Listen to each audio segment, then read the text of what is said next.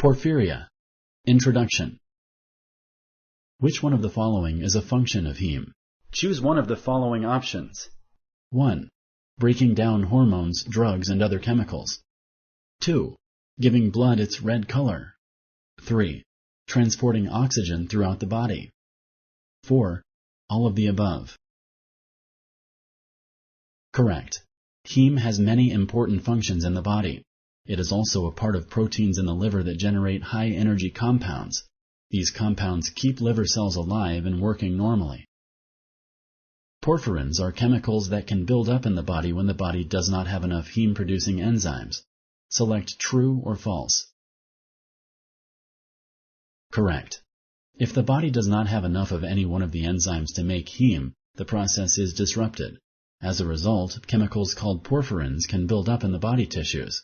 This causes porphyria. Acute porphyria causes the skin to become blistered and swollen when exposed to sunlight. Select true or false. Correct. Cutaneous porphyria causes the skin to blister, itch, and swell when exposed to sunlight. Acute porphyria affects the nervous system.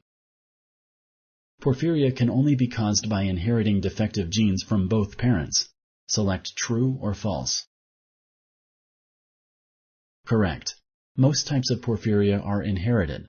Some types require only one defective gene to be inherited. Other types require two. Less often, porphyria may be acquired rather than inherited. There is one test used to diagnose porphyria. Select true or false.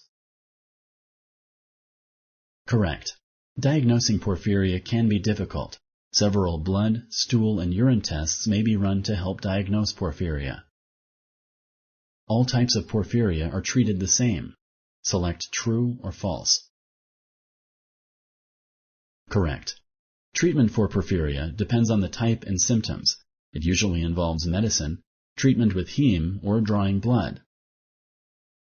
Thank you for using Explain.